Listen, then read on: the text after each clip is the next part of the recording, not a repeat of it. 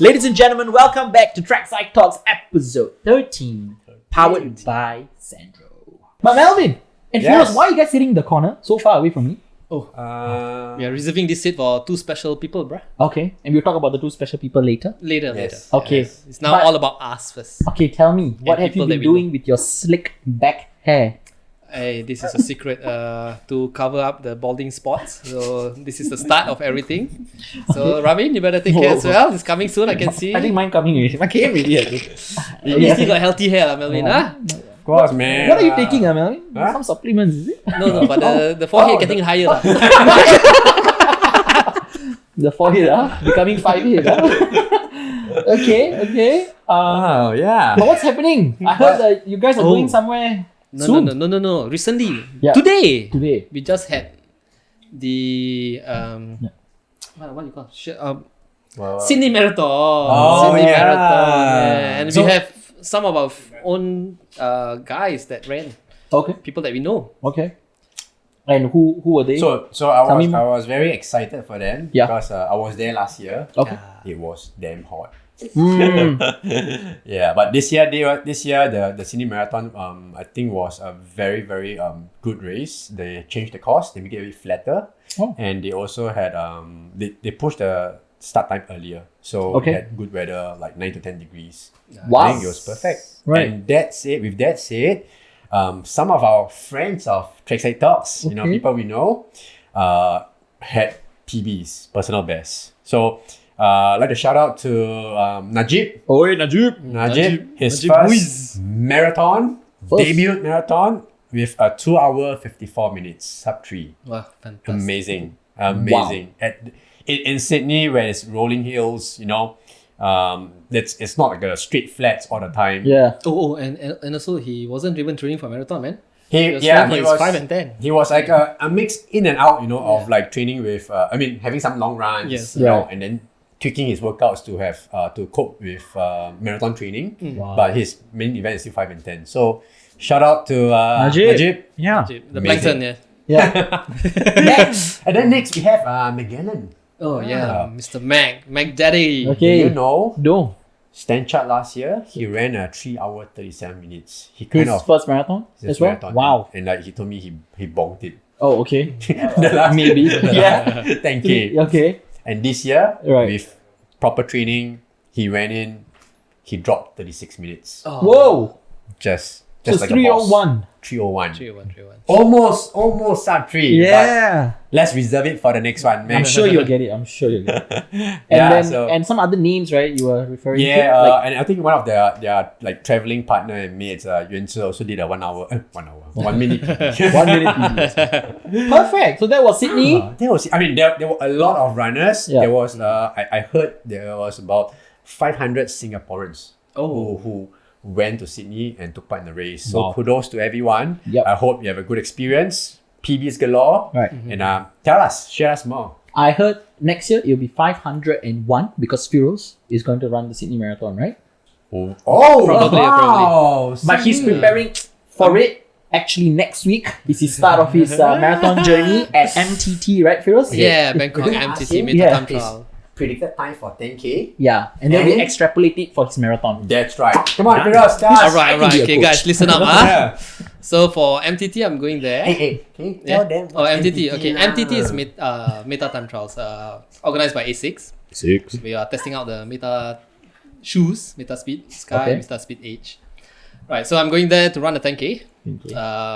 You don't look very happy, Firoz. Why? Yeah, that's why. Where's the passion? No. Passion. Yeah. I'm going Yeah. for holiday. I'm Okay. just making sure that holiday. I'm just making sure that Yong Man Yun doesn't beat me in the Yo. 10K run. Bro, don't say it too loud. Hey, why, you cannot- Public, no. It's okay, it's We have okay. clipped it already. She has to hear this, man. Okay. Yong Man Yun, I'm going to follow you for the race. Last part, I'm going to outkick you with my 800 meter speed, bro. Oh my god, money must be tossing and turning. So this is the start. This is the start. Jeez. Okay. Okay. So my debut, I didn't want to run marathon. I'm afraid I will be doing a 2 hour 24 lah. 2 hour 24. But at what point of the marathon? maybe 21K lah. Okay, 21K, 2 hour 24. Yeah. I think, I think the few Starbucks you should be able to get 21K. Okay, let's move on, man. Why did you not run Sydney this time around? Huh? Oh, dude, there's a clash in schedule. Clash your arm. Yeah. Where are you going? Huh? Where are you going? Going to another marathon next. I'll tell you more in the next Oh. episode. Next episode. Oh, Yeah. okay. Yeah, I that's don't know right. much about marathons anymore. Alright, so Let's. that's our life in a Yeah. nutshell. Okay. If anybody's interested what I was doing, I attended a wedding yesterday. Nobody's Was the interested. MC of the wedding. Oh, wow. Yeah. Wow. Who's wedding then?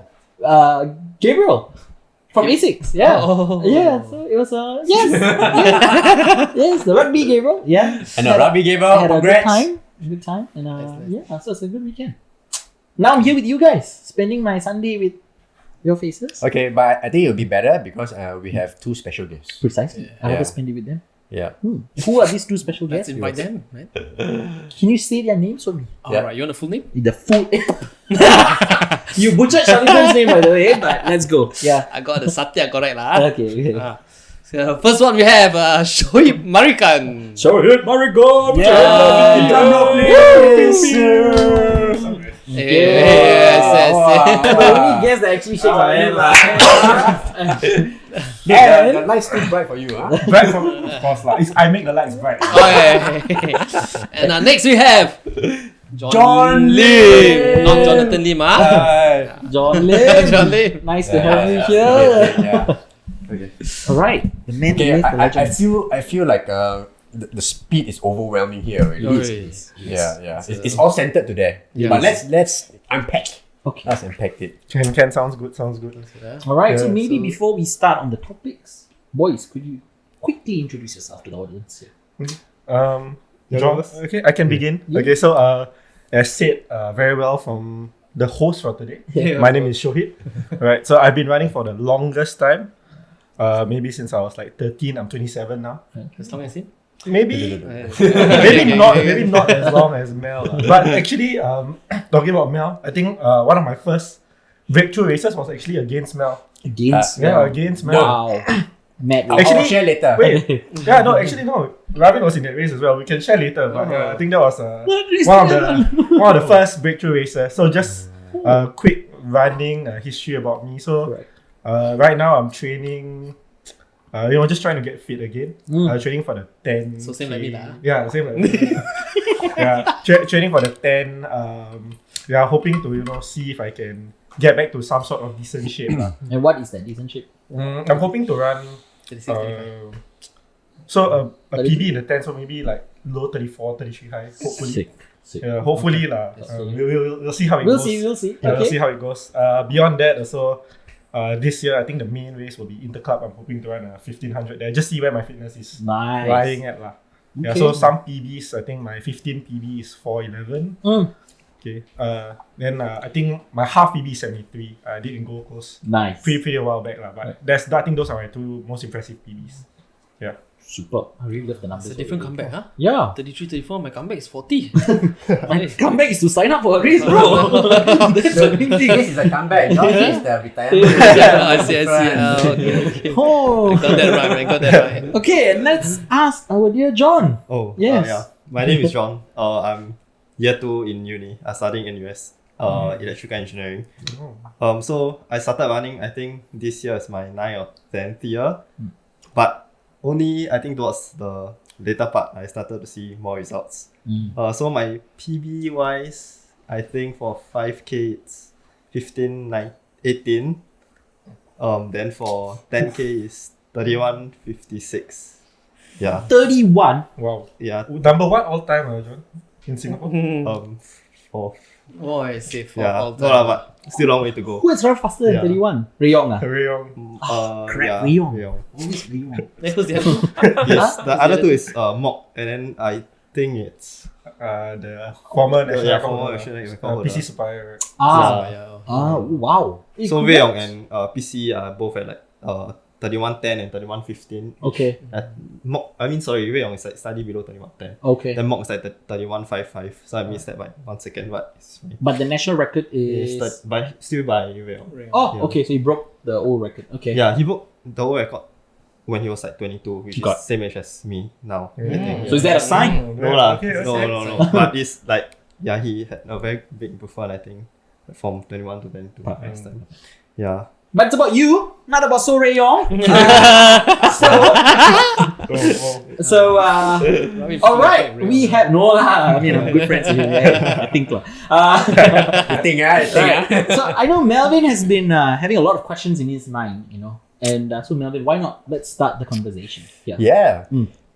For the longest time, right, I've always been wondering, like, when we start the season, whether you are a performance athlete or you're someone who is social, getting into running in your second year, third year, fourth year, I always wanted to know, and it's interesting to find out, how do you plan your goals? How do you know, how to set a goal for yourself for the year, and then put in races here and there to try and achieve it. And I think among three of us, right, we've talked so much crap already, right?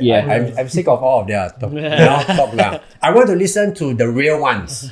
That's why we invited these two speedsters. Yes. Correct? Yes. Right. So I want to know, and I think our listeners want to know, how do you set your running goals at the start of the season? What's the thinking process, and what are the things that you consider, for you to like, okay, this is a goal for me this year? Okay, I think John would like to begin. He looks very Okay, so I think in a season usually I would first think how long I have to train for that race. So also depends on, for example, because I'm a student now, depend on my exam schedule, everything. But let's say if I have 4 to 6 months to train for a race, I'll set one big race at the end of these 4 to 6 months. For now, I guess it's IVP, which will be held next January. I'll be running the 10K. Yeah. So that's currently my big race. Then from now till then, I'll set smaller races in order to have like performance indicator and just to keep like things fun. Because it's very boring to keep training, especially long distance, you just run. So it's something to look forward to. But I don't really change my training cycle in the sense that I'll still do like the base training, then I'll do the transition and the speed. Yeah. Can I ask, when did you get this idea of like 4 to 6 month major goal and then in between? I was reading a few books. I mean, particularly, I think the one that really influenced me was the one by Jack Daniel. So I read it and I tried it by myself. Not the Yeah. No. The running Jack Daniel. Yeah. And then after that, Wrong Daniel. Then I started experiment a bit. Then I found that 4 to 6 months worked for me. I mean, honestly, I don't know what's the most ideal, but I know 4 to 6 months works, so I just stick to it. Yeah. 4 to 6 months. Okay. But just a quick question on that. Setting one big event. It's like it's like sitting for your major exam. If you're sick on that day, then hallelujah, bro. So how do you, have you like been through, is that something that you consider when you put that as a goal, or screw it? I think if it happens, it happens. Because it's especially sickness. But in terms of injury, the risk can be managed by like planning the training properly and trying to pick at the correct time. Yeah. But I think setting a big goal can also make it more pressurizing because it's like that race you have to perform, right? Yeah. But I think that's what makes it like fun also. So do you feel pressured? Yeah. Self-pressure? Yeah, it's more self-pressure. Yeah. And you think and you believe that you strive when you have this kind of... I think like whenever you have competition, there will be pressure, and it's something that you can't really avoid because like that's the whole nature of competitions. It's not it will just be like time trial, right? Right. Yeah. So are we expecting like a IVP record or a new PB? IVP record. I think national record. Oh, national. Yeah. In what event, bro?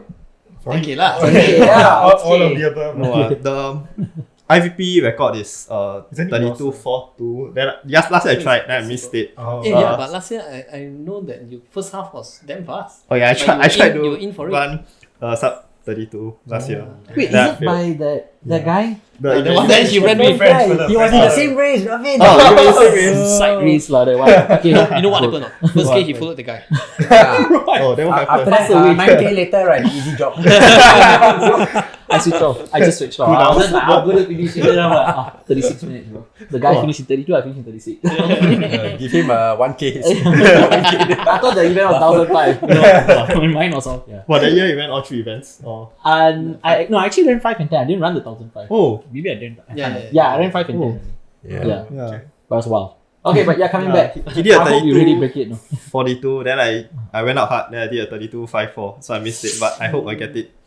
Confirm, 100%. Yeah. Yeah. When is I it? mean, the record is Hopefully there. So now the everything- question is Yeah. national record. was fine.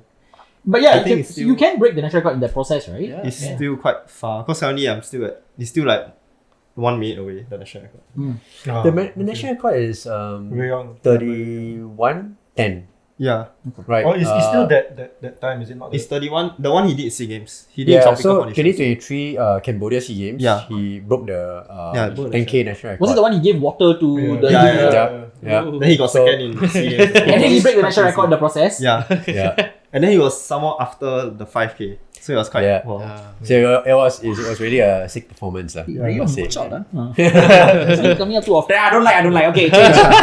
Okay, very good. Okay, very good. Yeah. So 10K is your kind of like key race for Yeah, 10K is a key race. Then I'm thinking of doing either 1,500 or 5K. Yeah. Okay. Depending on the schedule. Because based on the schedule, like the 5 and 1,500 is on the same day. Oh, And 10K is on a separate day. Yeah. Okay, so that 5 and 1,005 will be like your supplement to the 10K. I would think so. Because after running 10K, I don't know if I can recover enough to run the 5 like 2-3 days later. Yeah.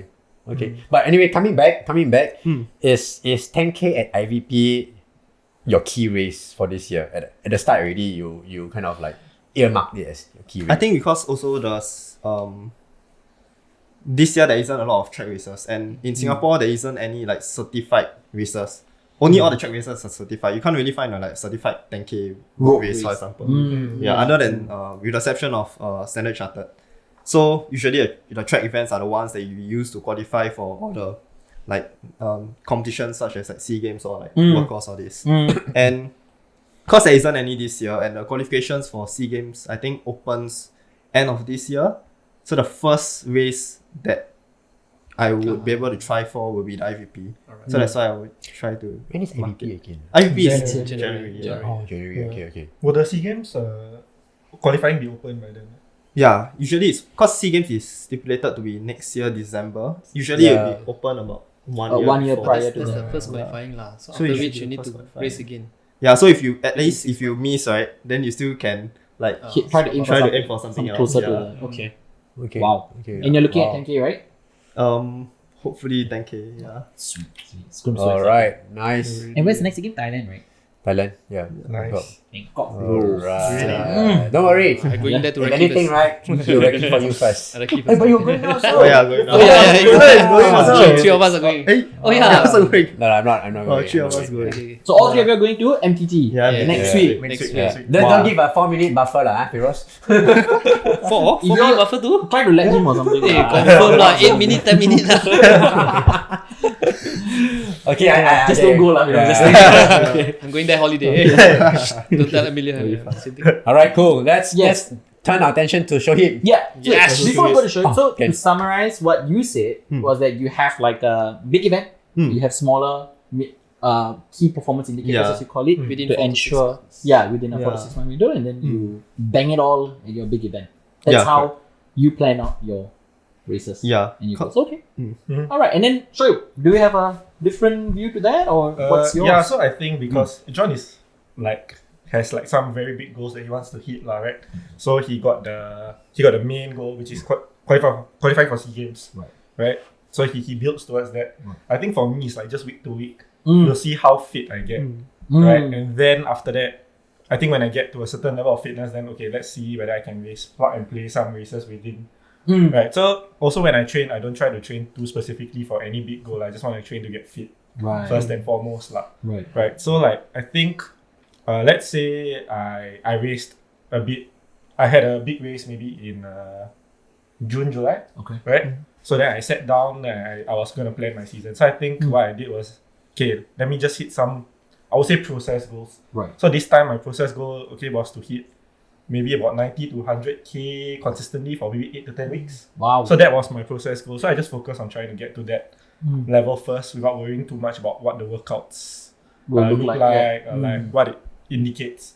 And then I also put in some races, but none of these races I would say are like A plus, are all equally important, but it's just Right. more like to validate whether the process works or not. Yeah, because I don't like have like, okay, SEA Games qualification is what I need to do right now anyway. Right. So I think I can approach it a bit more casually in a sense.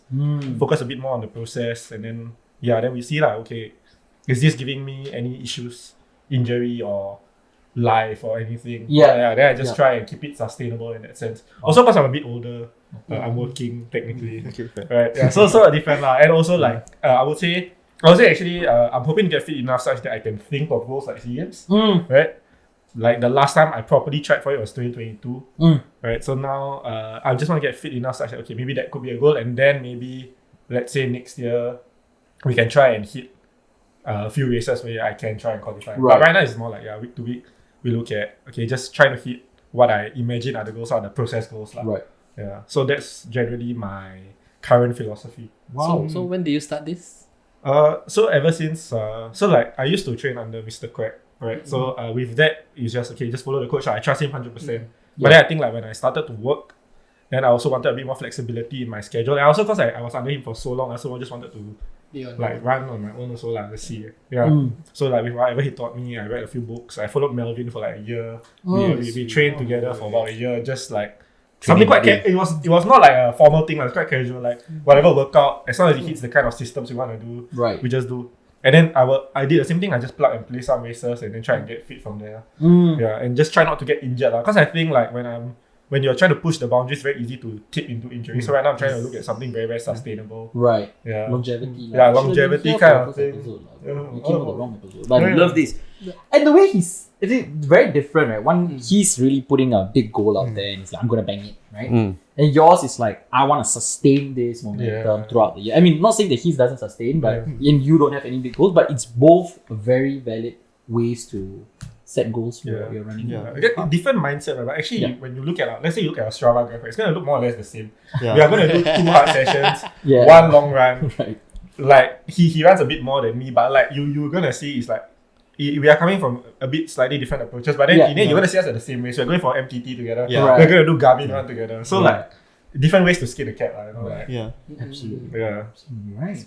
Okay. I mean, to the listeners, they probably it's not mentioned, right, that they are self-coached. Not yet. Not yet. But are we going? You are going to go into that topic. So I mean, to bring this out is because usually it's the coach that plan for you, right? Precisely. So right now when we are asking them, they are setting their own goals and going towards their own. Correct. Which is very different to our time, right? So our time, like we had coach who were like, Monday you're gonna do this, Sunday you're gonna die here, you know. And then, but you guys plan your own death in very nicely. We try to plan our own death. It doesn't work for all. Because I'm not sure. So last time when we are coached or when we were coached by someone, we will tell them our ambition. I want to qualify for 2005 Olympic Games. Olympics also have I saw him. Olympic one thing but now times have changed, or maybe like what should you say, right? There are different ways to skin the cat. There are different approaches, but you can come back to not say the same result, but find yourself in the same pool of outcomes lah. Right. Yeah, but I'm curious, like for Jon, right? I know you have big goals, try and qualify for SEA Games in the 10K. And 10K is typically like the distance events in Southeast Asia in SEA Games are often so high level compared to our current standards. What gives you the confidence to say that, okay, I have this ambition and I know that my ability is within reach? Okay. What gives you that confidence? I'm just curious as well. I think that like ambition and ability is very different, and in the sense that ambition is something you aim for. Yeah, correct. So it should be something that is hard but not impossible. But it must be hard. If not, there's no point like trying to hit it. And also, it doesn't make sense to like lower the goal just to make it more achievable. So it's something to like give you motivation to like keep training and running, right? But then when I train, I always train on current ability. So that means when I do my workouts, right? For example, if now I'm like a 32-minute runner, and then I want to, let's say, run 31 minutes, I will train as if I'm the 32-minute runner, not train as if I'm a 31-minute runner. Yeah. Because if I train as if I'm a 31-minute runner, then my easy runs will start become moderate. Then my moderate runs will start becoming like hard runs, everything. And the whole thing just screws up. Like the training, like the training effect I'm supposed to hit, like the training paces, everything. Yeah. So I think that's something to look out for. Then it's more like, as Shohib said, you see how it goes. Like you just do the training and then you see based on like, oh, do I feel stronger today? Then if I feel stronger, maybe next week I'll push the pace a bit. Right. Yeah. So it's more like I have a goal long term, but then when it comes to training, I still see it as more short term because it doesn't make sense to like go out of your comfort zone too much to the point that you get injured. Because once you get injury, right, wow, you will be set back by a lot. Then so I think that Do you feel that's different from our time? Yeah, a little bit. I still like, how do I put it out there? But So injuries. what I gather, right, is that let's say in John's case, he knows he's training at current ability, right? yeah. But his current ability, the outcome of that, right, is he is confident of that it's within reach of his ambition. What he wants to attain. Yeah.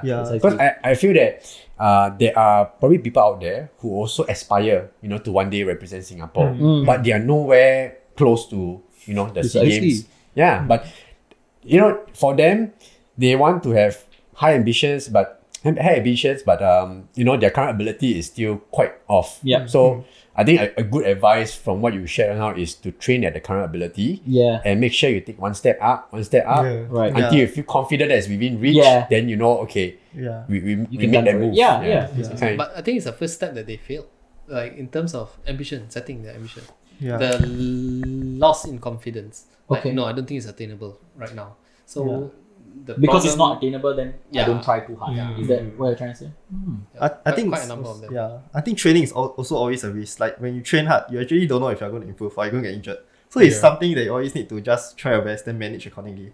Like if I train very hard this week, then suddenly my leg feel a bit funny. Then next week I just take it easy because there's nothing I can do. It's not like I can continue pushing it until I get injured. So I'll just next week easy, then see how it goes again. But I think the ambition, the goal, the main big goal, shouldn't change. Because that's something like a standard that you set yourself to and something you want to achieve. So it shouldn't change. But in terms of the training itself, it should be very flexible. Right. Yeah. Like listening to your body and see how your body We responds. will go into the coach and self-coach later on. Yeah. I just want to ask one point. When you that goal that you said, I'm just thinking about my time and now it's yours. When you say like, let's say for example, I want to represent Singapore in SEA Games, like that's the goal, right? I realize that sometimes it's not specific enough, right? Like, I mean, representing Singapore is, but I'm sure at your level, or maybe we should have thought about this, was like, I want to represent Singapore in SEA Games and I want to hit, let's say, my event timing sub 34 whatsoever. Because I have a feeling like a lot of people are like, oh yes, I want to gun to wear the jersey and go represent Singapore. But then actually, if that's the motivation, then on the day of the event or whatever event they're choosing to do, they might not perform as what they set the goal out to be, right? Yeah. And do you guys plan it so specifically, like what you want to achieve? Like, I mean, is that how you guys Yeah, I think you will probably have like some sort of time goals in the future, right? And then you will want to take actionable steps. So I think I think it's a fantastic point. Like your goals need to be specific enough so that you can take actionable steps towards it, right? Not be so abstract. I want to represent Singapore, but then then what are the steps to represent Singapore? Must I call SAA? Can I represent Singapore? in case anyone I can lah. Please, just one only. Just one. No, right? As in, so I guess you're right. So you do need to have like some sort of specific time goals also and some actionable steps to take towards it lah. Right? But I think once again it comes in, I think you must trust your own process, right? To take that steps towards the goal. So I think another thing beyond just not setting like far enough goals, right? A lot of people don't trust the process enough to just take it. Like it's a long-term thing. Not everyone is gonna be John and improve 5 minutes in 1 year. Yeah. Right? Well, you did. Whoa, man. What event, bro? 10K. Wow. Yeah. It's actionable steps. I think like as long as you make a informed decision about what kind of process you want to do. Right. You trust the process. You just do your best lah. If you don't make it, at least you when in the pursuit of trying to achieve something tough, right? That's when you become a better whatever. Right. A better runner, better person, better everything. Right. So yes, you definitely need the goals. You need high goals, and you need a lot specific goals. But then also you need to remember like is the process in trying to achieve these goals that is the beauty of it. Like I think, like personally, because I've been doing this for very very long and I haven't hit a lot of goals, but I still do it because I think the pursuit of excellence is what helps me. So like even though people call me like wash lah, enough is enough lah. Whoa! I've been doing this for very long. I ran 60 minutes for 10 years for in the 5K. People are gonna say things. Welcome to the club, bro. Part of it. 5K, let's go. 10 years. But yeah, so I think it's just the pursuit of it lah. So whatever you choose. I got two questions for you, Shohib, and for Firoz. Yeah. What's up? Mainly because I know right now, Shohib, you are kind of in a coaching role also. Yeah, look at the t-shirt, man. Represent tracks. We'll send an invoice to you later. but I want to ask, right, in your interaction with the generation these days, aside from Jon, do you think that they are more fearful of putting high goals or setting up high goals? And to you as well, because you're also coaching a few. We are different age group. Age group lah. It's underneath the tertiary. Tertiary-ish. Okay, age group lah. Okay. Your what do you feel from your, what do you think from your group that you coach, people you hang out with? Do you feel that it's a bit of a like, okay lah, I talk about SEA Games because the SEA Games is very common right now. SEA Games qualification, but some people feel that the SEA Games qualifying time, especially for the distance events, like I think 1,500 to 10K is break national record first, they can go and qualify. You know, it's so tough. That's true. But I think so. Actually, like in terms of the ambitions, right? Actually, people like Jon is breaking barriers because like a lot of these guys that I coach, similar age to Jon, they see Jon in JC last or second last 1,500 final. To add on, I've been running for 10 years, but then from Sec 1 to Sec 4, I only got 20th place for cross country once in and that's good enough. That's good. 20th place. But compared to a lot of my peers, it's quite like negligible. Then in AD, I only qualified for both finals. And where are those who have been champions? I think most of them drop off. So this is the point I always try to bring. There's no point winning NSG medals. Tell us more, Firoz. What is this point? No, it's not about me. Okay. So like I think they see people like Jon, like Sean, all like having like big improvements. So they think, okay, why not me actually? So actually, like the people that I coach, like they're motivated. They're quite motivated. They are very disciplined. Highly driven. They are driven, and they might not like say to me what their goals are, but I think from the way I see how they do their training, right, they are not doing it for nothing, lah. Yes. Yeah. So I also don't want to put any like undue pressure on them. So like we just go through the process like week to week. As long as they trust whatever I give. If they don't trust, just they can do anything else. Like we are okay one. It's whatever is best for them. Yeah. So that's the difference. Tertiary, they are very self-motivated. I think they are already that age, right? They will leave if they don't want to do it. So I think this is where there's a bit of discrepancy. Because I feel when Shohib interacts with the tertiary athletes, they have role models that they anchor off, which is Jon and Sean, maybe, you know. So these two are this different kind of But you see, that's where I think the people like Jon who are making like really big improvements, they see him as a peer, and they know that, hey, I'm around the same age, I train about the same age, I don't know lah, but there's some kind of like similarity, and they feel that if Jon can do it, exactly.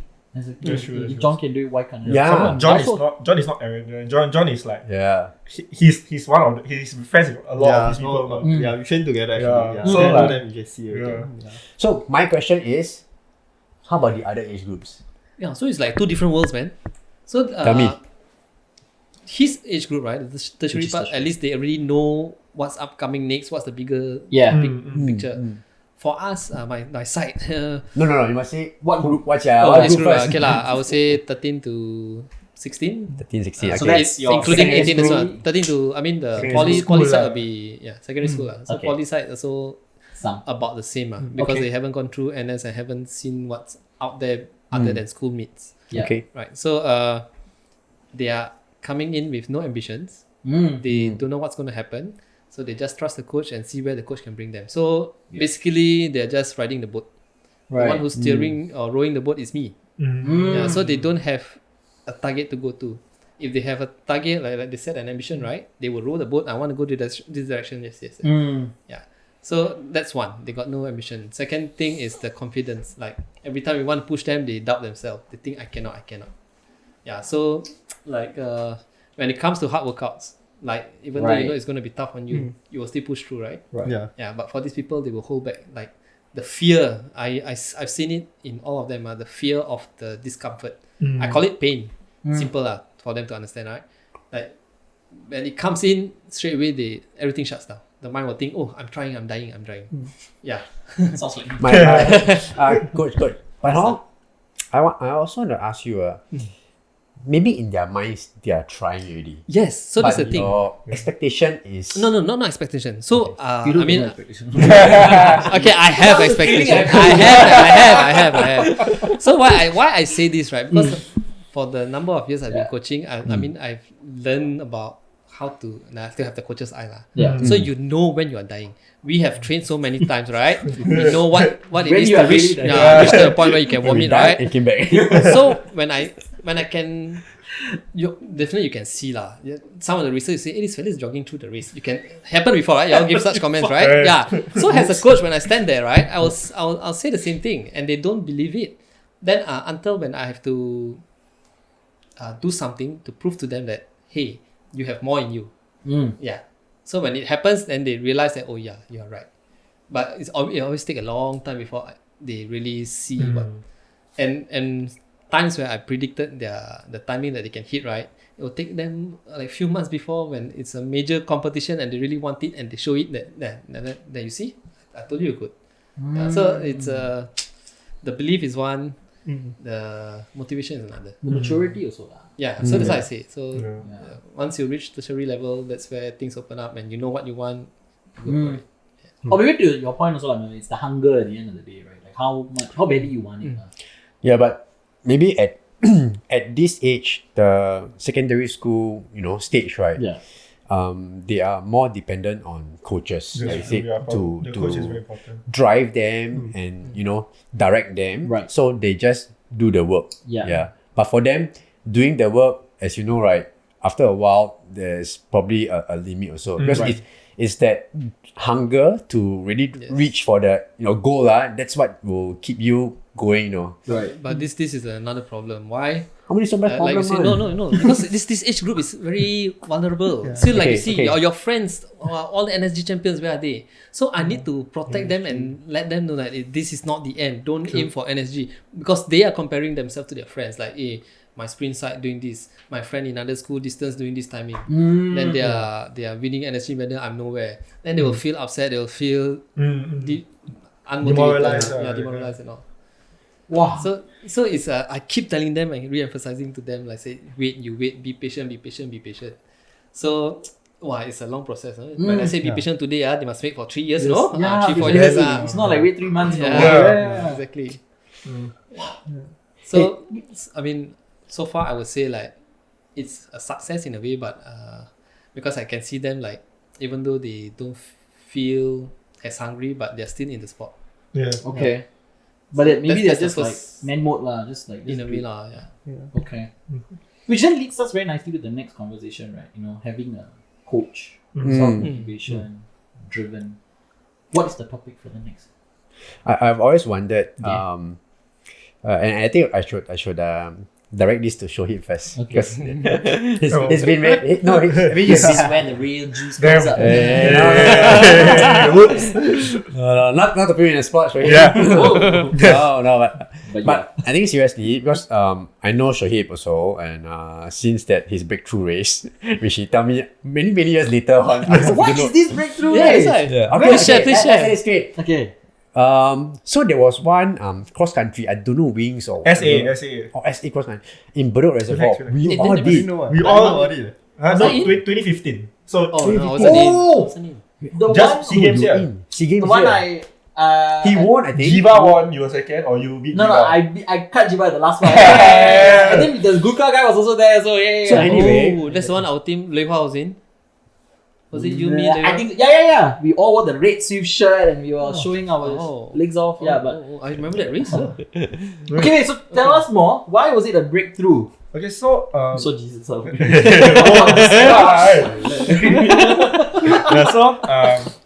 I did decently in school, like throughout. So like I won medals once or twice. But I think in JC I had a breakthrough. Like I won my first gold medal, but I was good in a school setting.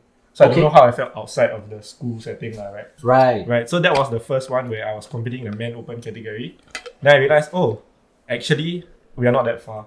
So I think I'll kick Melvin at the end. Hey. In the end, is the fella that qualifies the game, not me. So he picked at the right time. This is the story. He picked at the right time. Correct. No, but that was when actually where I am at now is like because I think I was like the fifth or sixth local Right. Like considering both the A division and the men open. Right. Yeah. So I think can after that I was like, maybe I just continue in the sport a bit more after school Right. Too bad end up 10 years later still learning. It's okay. So that was the breakthrough race. That was like for me mentally it's like okay, yeah. The best part was that year, I remember this RJ guy outsprinted me, but the last part, right, I also died. All All dying. Yeah. So by the time I reached the finish line, I want to pink sun down there, one corner, no one see me, Then maybe 15 years, not 15 years. Hold up. 8 years later, when I started training with Shohib again, I said, hey, man, she was the one who outsprinted you. It comes up full circle. Sorry. I really didn't know it was Shohib. I know it was one RJ kid that gave me a fright. I was more frightened because he came out of nowhere. Shoot, like a flash like that. Oh no, don't even have time to react. You know my flailing arms. I say, wow, this one you cannot cut him, man. They got extension one.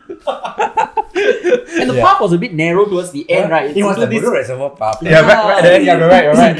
Yeah. Stupid route. I hope it's better now. Not sure, man. Not sure. Long time.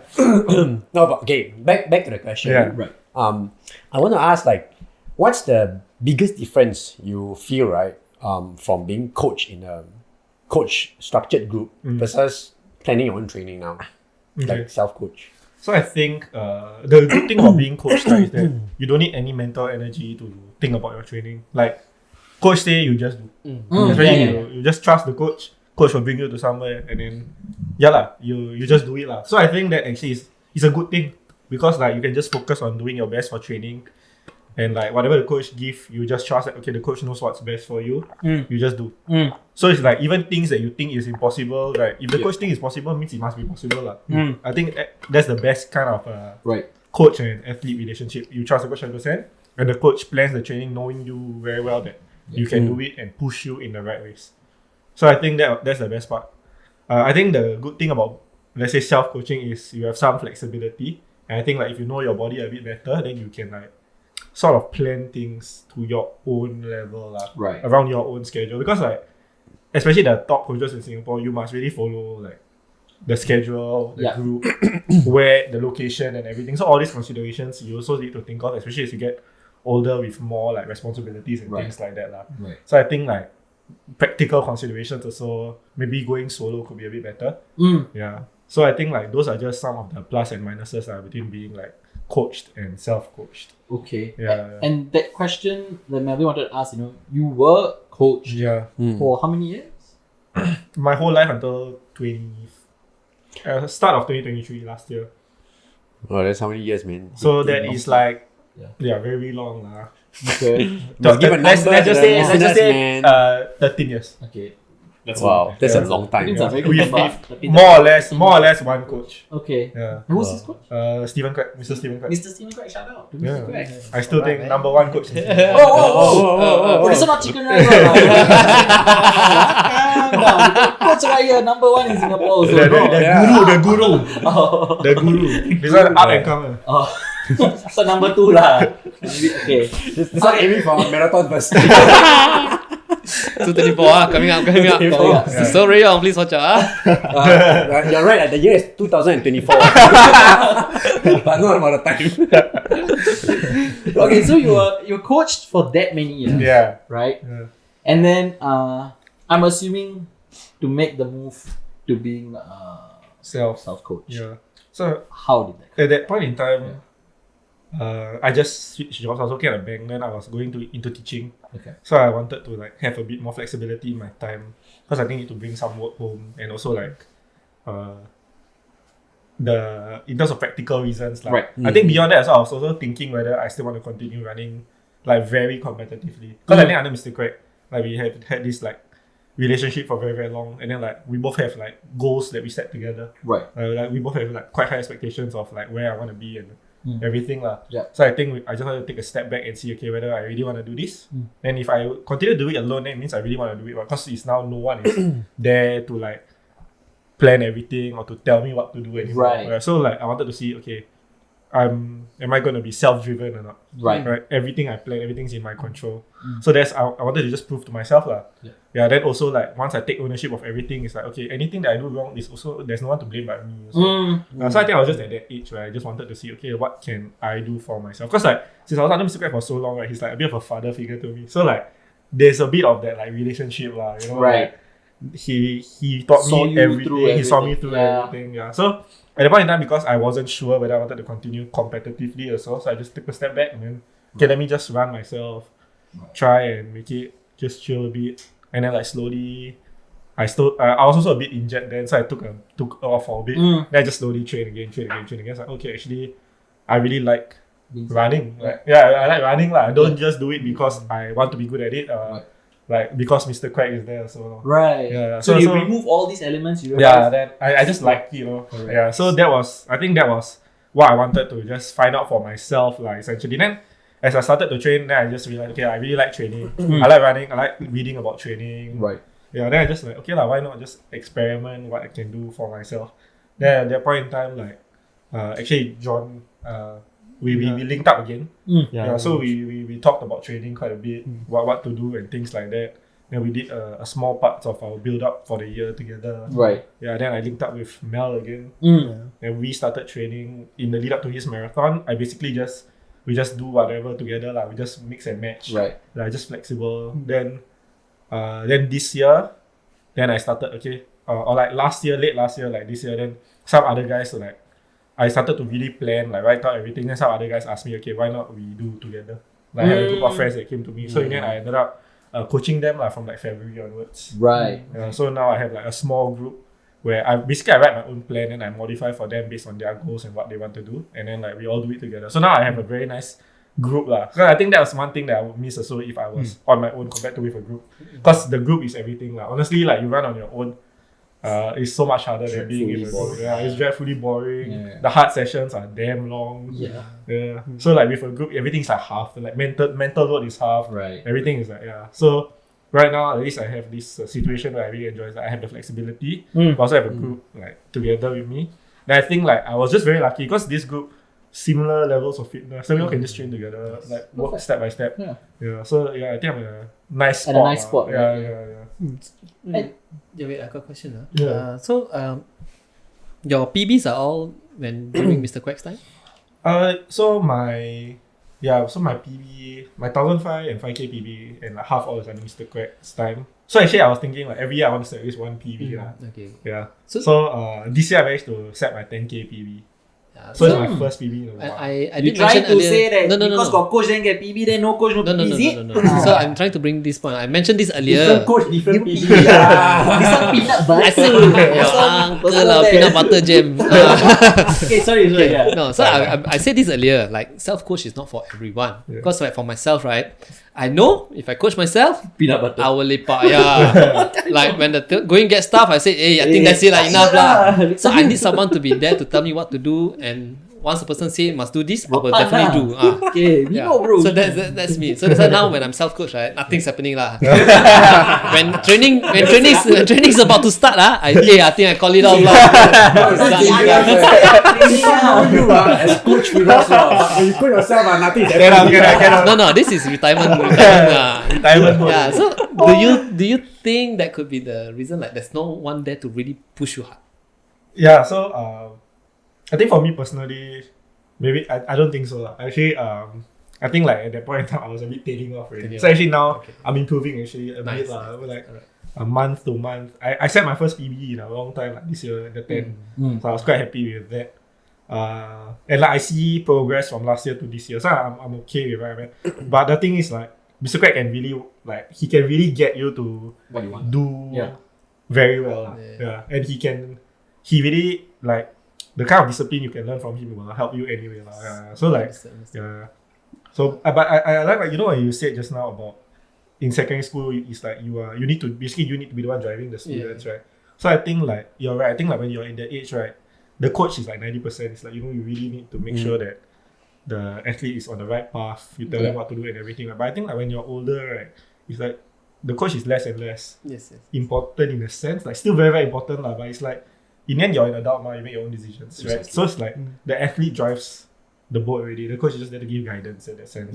So at that point, like I just needed to like see what I want, drive my car a bit more. Yeah, your coach is just a GPS on me. Yeah. So I just think that Our dear friend here, self-coach. Which brings us very nicely to John, who's been very quiet, huh? He's very don't quiet. say that, bro. I'm thinking a lot of things to say. It's okay. So I saw him man. at Bishan once, and at the point of the time he was unfit. I think he was still serving NS, right? Yeah. I remember coming up to you and asking you whether are you still under active SG. Then you said no, you're coaching yourself now. Yeah. That time was every time I see him coaching his group, then I was always running there by myself. Yeah. When was this again?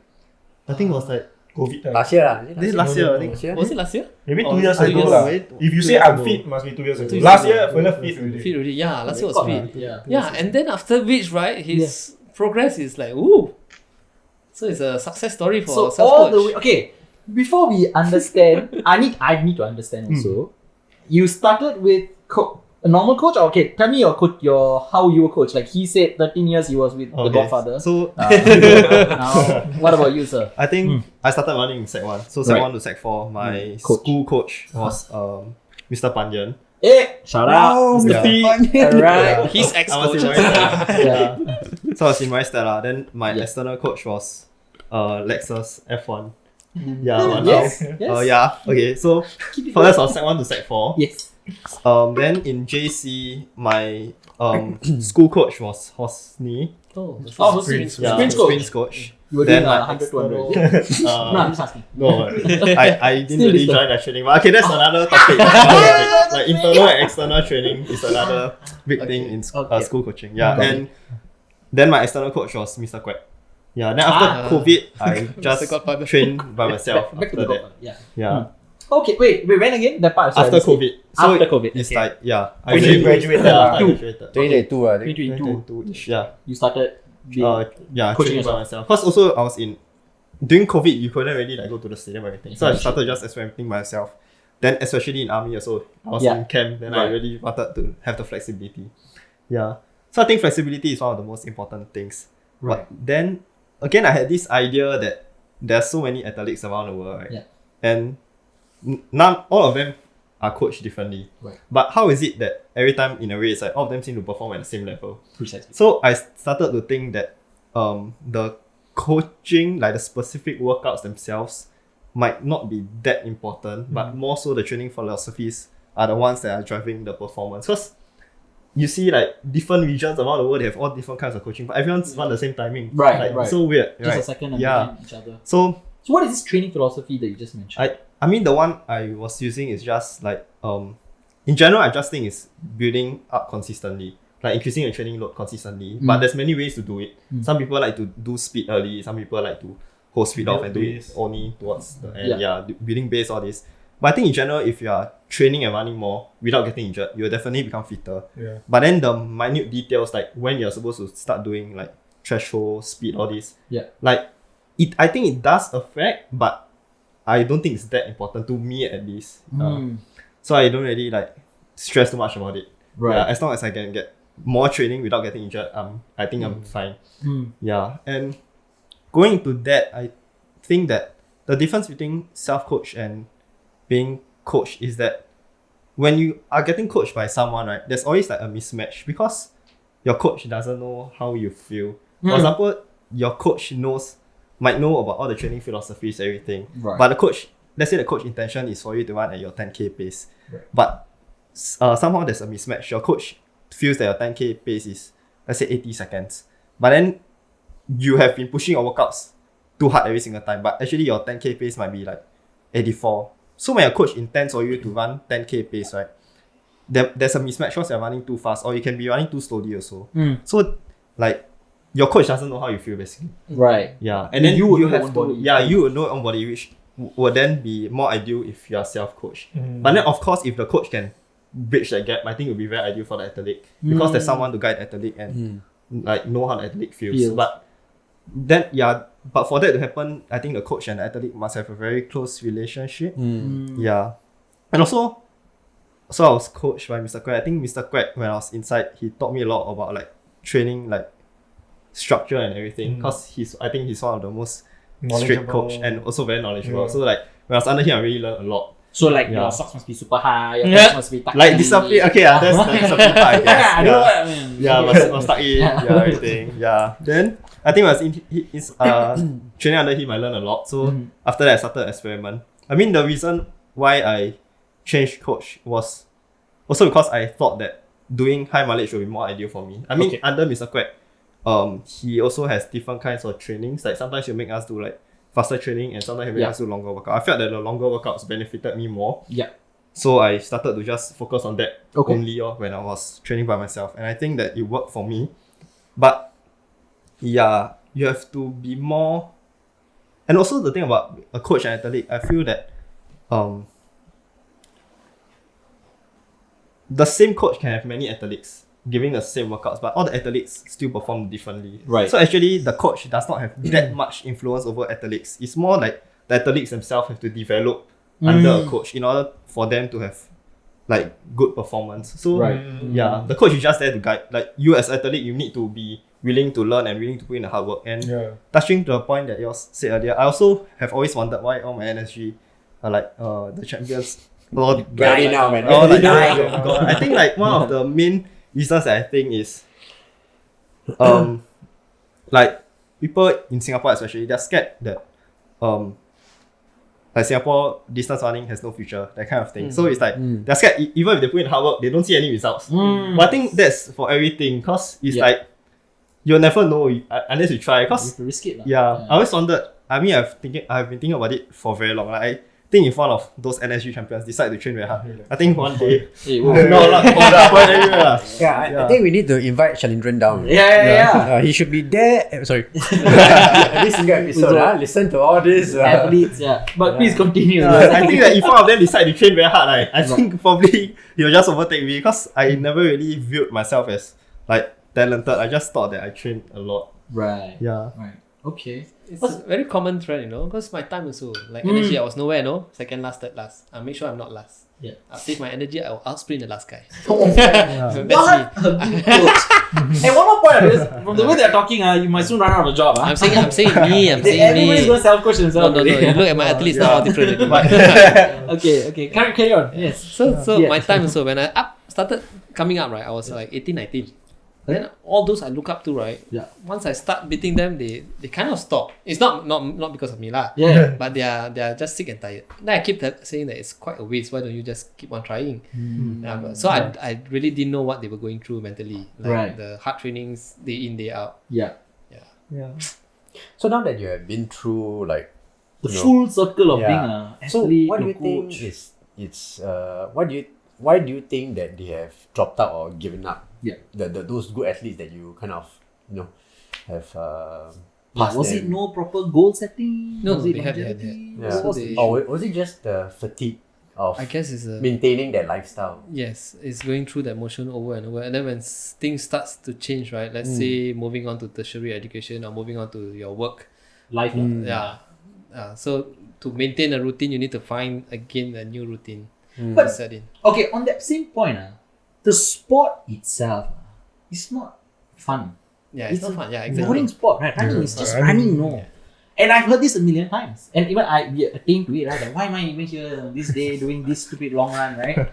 But do you feel like that also plays a huge part? Like the sport itself, like if I say take up tennis racket, go play tennis, I'm like, okay, it's so much more interesting. Of course. I will tell this to my freshies who comes in to try out for the club. No, not the club, for the school track and field team. I'll say, this is not a fun sport. You want a fun sport, you go there. Like frisbee behind, football the other side. So I said, you will be here only if you have a goal in mind. So I always emphasize on the goal setting part. That's why you need to have an ambition before you can really stay here and go through the pain. Right. Yeah. Your numbers got dropped like you. So yes, God. First day cut off. 100%. Gone already. 100%. Initially, those people who like want to try to bluff their way, right, will come. But once holiday or exam comes, right, you see them disappear. So the real ones are the ones who will still keep on training and stuff. Yeah. So when school reopens, I see, hey, numbers are smaller now. All right. So these are my true people that I want to train for. Okay. Yeah. Oh. Which do you answer your question about? So why do you think all these people dropped out? Yeah, sport not fun. You know, different lifestyle. When you move on to next stage in life, whether you work, family, and they don't want to go through the same thing again. So, is this a problem for our NSA? Yes. Is it a problem for? It will be a problem till they try to get rid of DSA, but which will not happen lah. It will be a problem unless they try to remove DSA. What do you say? I didn't get that part. Correct. Unless they remove DSA. Why? Because every parent is sending their kids primary school start training hard, start training almost like 3-4 times like us, man. At what age? Yeah, what's the age group? P4, P5. Just to get DSA into a good school, and then from there continue.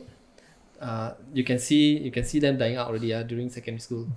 Wow. I've seen on the ground. Right. I'm there, Bishan, or some other places. I've seen these kids training there, and then moving on, I can see like, hey, they are phasing out. Like the motivation, the drive is not there anymore. When I can see them, I mean, you also can tell the drive they have when they are training. Yeah.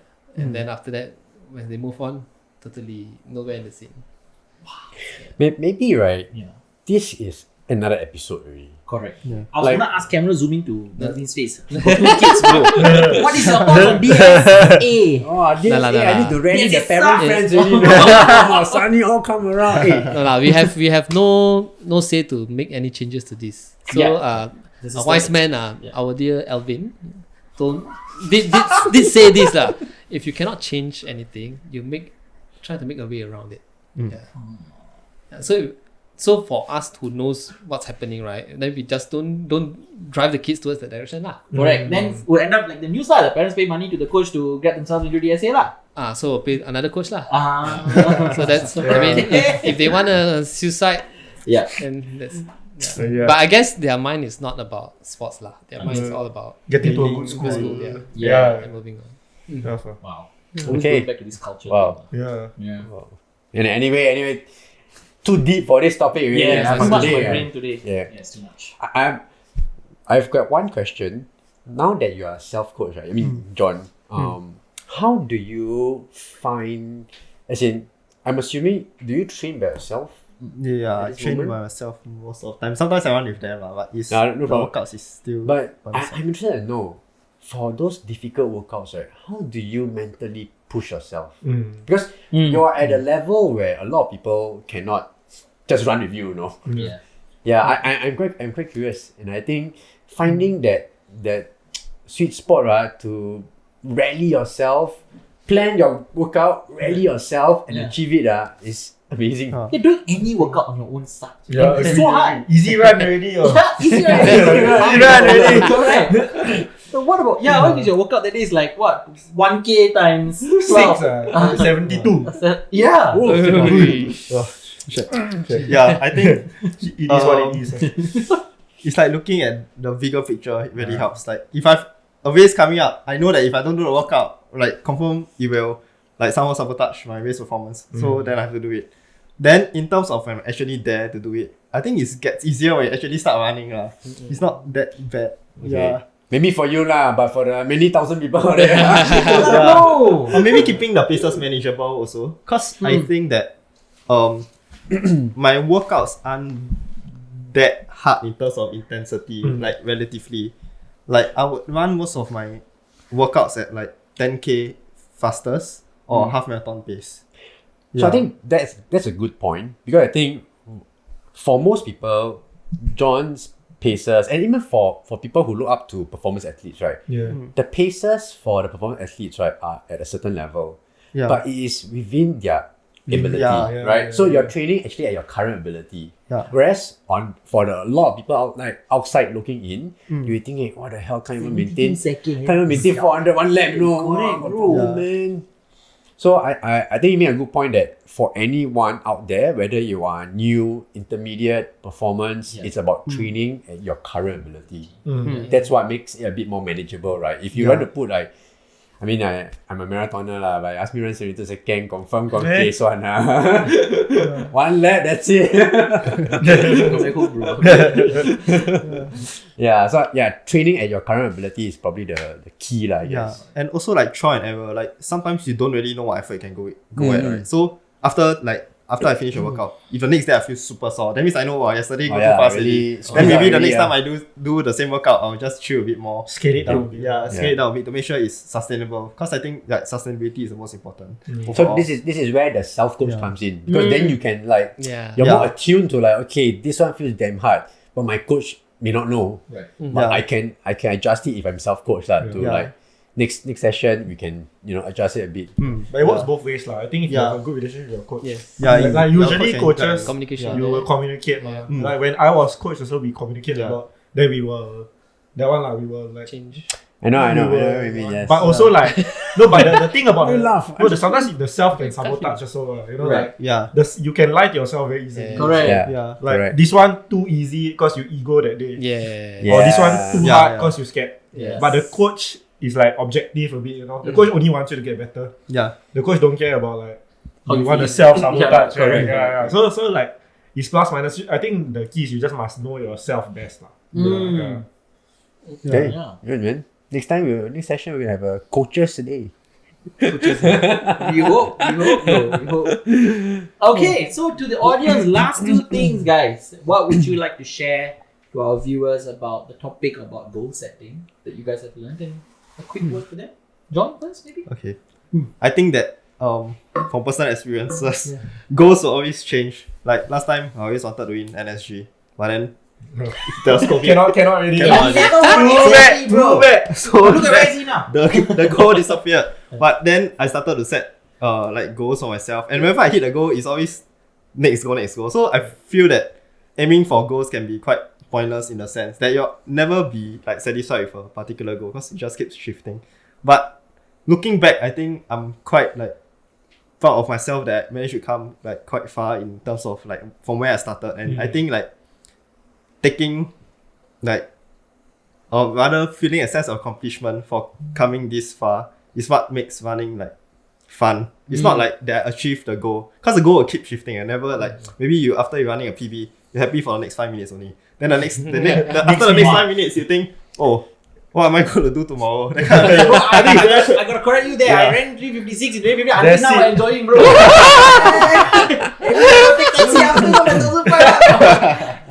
But your point, yes, the happiness lasts for a short time. Lasts for a short period of time only.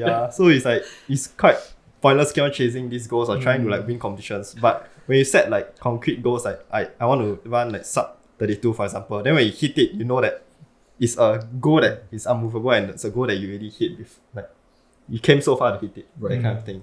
So just to ask you that question, the point is, should we then have goal or don't have goal or don't even think about goals and enjoy the journey? I think you still must have goals in order to like be like to give yourself some form of motivation. But these goals should be like, as Shohib mentioned just now, it should be like concrete goals, not like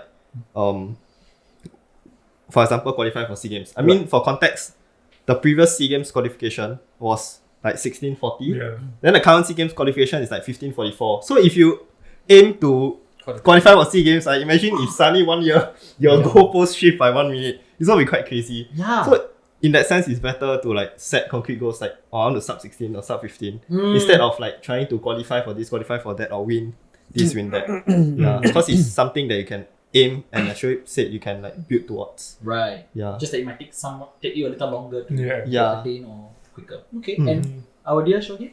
So I would say in terms of goal setting, I would recommend everyone to set process goals rather than just looking at you have a big goal so you can anchor your efforts towards that big goal. Yeah. But don't forget to set like mini process goals like, okay, I'm going to run 6 times a week. That could be a good goal too for someone who wants. Or if you're just starting out, I want to try and run 3 times a week. Yeah. I want to get out of the house 3 times a week to go for a short jog. Then you slowly can build. So I think the process goals help you to achieve your big goal. And like at the end of the day also, by setting these process goals, you just become a better person all around. Right. Yeah. So don't forget that. Right? Like, cause sometimes the things can be intimidating. Right. Yeah. We are seeing the emergence of a new running club already. Firoz, any words to our audience since you're a coach and we talked about goals? I think the 2 speedsters have said it all. Alright, so you need to have ambition. Be confident. Even though it's a high one, just be confident and you stay focused and you work towards it. Perfect. That's about it. Alright. Yes. Ladies and gentlemen, that's the end of Trackside Talks episode 13. Thank you, boys, for coming. Thank you for having us, man. It was very fun. And enjoyed ourselves. We learned so much today. Yeah. And I hope we'll take it on to our next podcast with some important people. Wow. I'm excited for that. Yeah. I'll stay tuned. Alright, that's a wrap then. That's a wrap. Thank you guys. Thank you.